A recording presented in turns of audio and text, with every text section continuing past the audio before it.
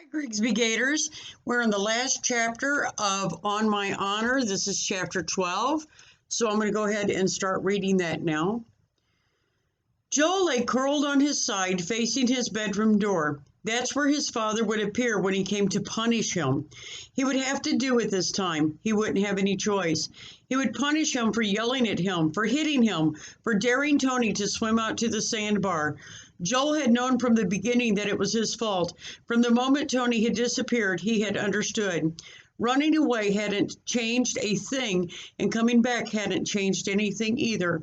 Nothing could change what had happened, ever. A light summer breeze fanned across the bed, rustled the leaves on the maple tree outside his window.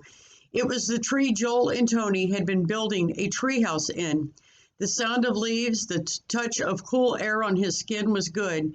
It was good to be able to feel such things, but Tony couldn't. Tony couldn't feel anything anymore. Joel lifted his arm to his nose and sniffed. The smell was there, so sharp that it made his eyes sting.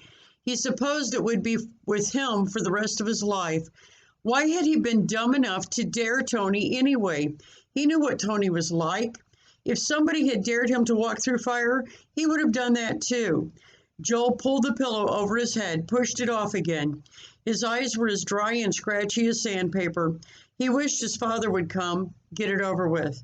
The front door opened and closed again. Joel could hear his father fiddling with the lock. Didn't he understand yet? Bad wasn't something that could be locked out. Bad was something that came from inside you when you didn't even know it was there.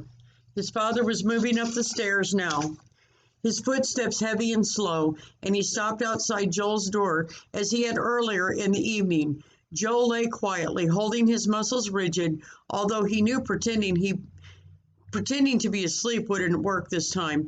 His father came in. He pulled a chair away from Joel's desk, set it next to the bed very close, and sat down.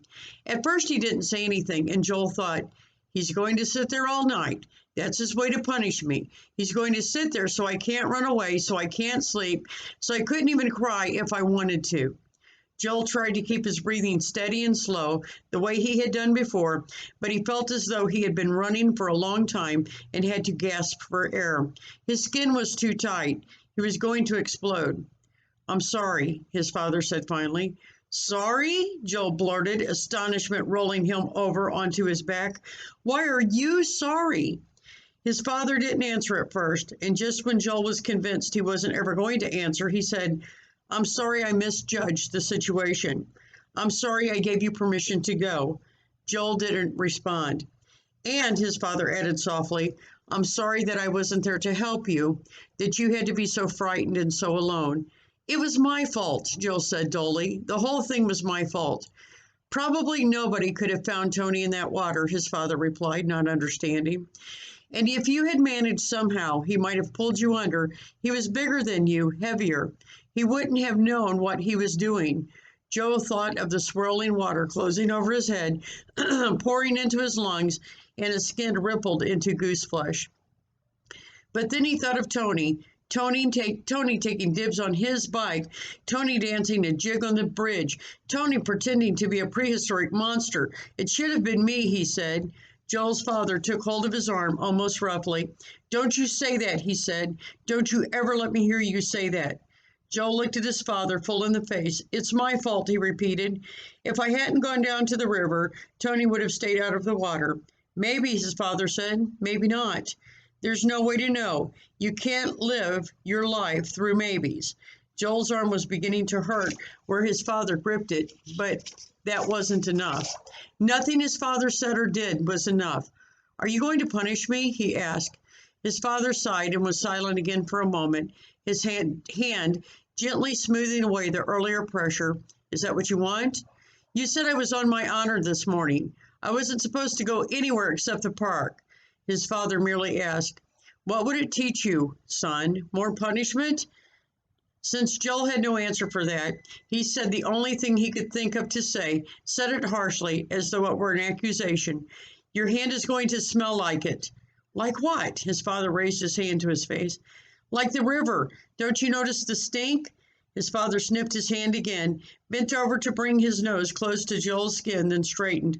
"I don't know what you mean, Joel. I can't smell anything. But I can smell it, Joel wailed. It won't go away. His father didn't say anything. Make it go away, Joel spoke in a whisper, as if they were discussing another person standing in the room, someone who could be forced to leave. His father smoothed the hair back from Joel's face. I can't, he said very quietly. The answer surged through Joel's veins. He wanted to push his father away, to pummel him again. What good was this man who couldn't protect him from bad things happening and wouldn't punish him to make things right? You don't understand, he said through clenched teeth. I dared Tony to swim out to the sandbar. I knew he couldn't swim all that well. I must have known, and I dared him.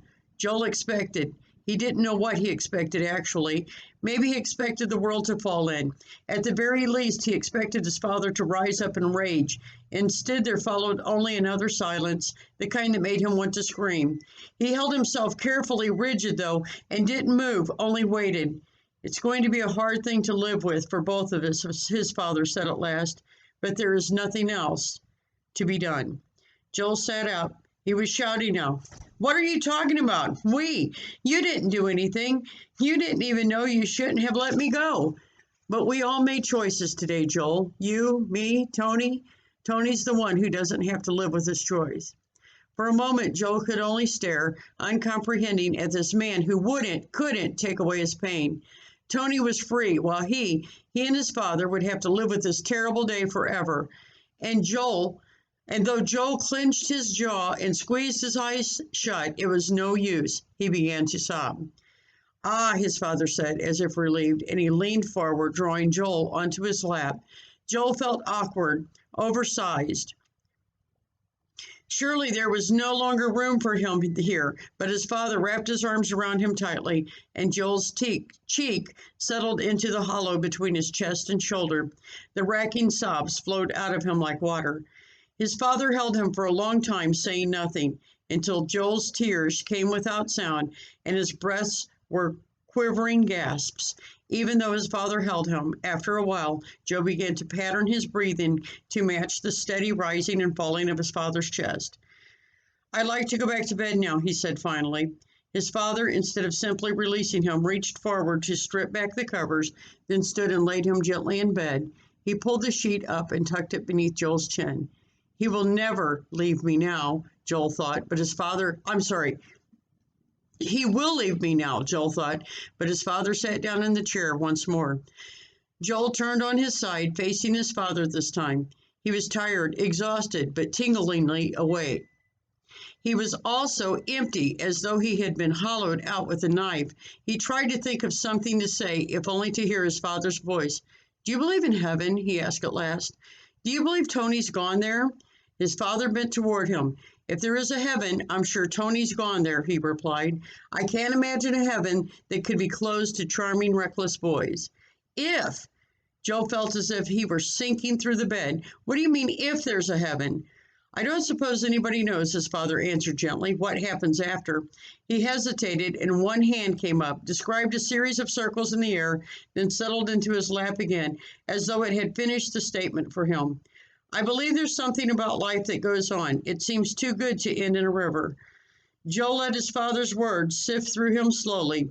He had hoped for something firmer, more certain. Yes, there is a heaven. Certainly Tony is there now. He would have to settle, though, for what he got. And what he got was a gentle summer night, a hollow place inside his gut that felt as though it might never be filled, and this man, his dad, who sat beside his bed. Will you stay? He asked, reaching a hand out tentatively to touch his father's knee. Will you sit with me till I fall asleep? Of course, his father said. So that's the end of On My Honor, the story of Tony and Joel and what happened with them. So anyway, I hope you enjoyed the book. And starting tomorrow, we are going to start reading one of my very favorite books in the whole world, Because of Winn-Dixie. So anyway, have a good day, Grigsby Gators. I'll see you at Zoom time. Bye-bye.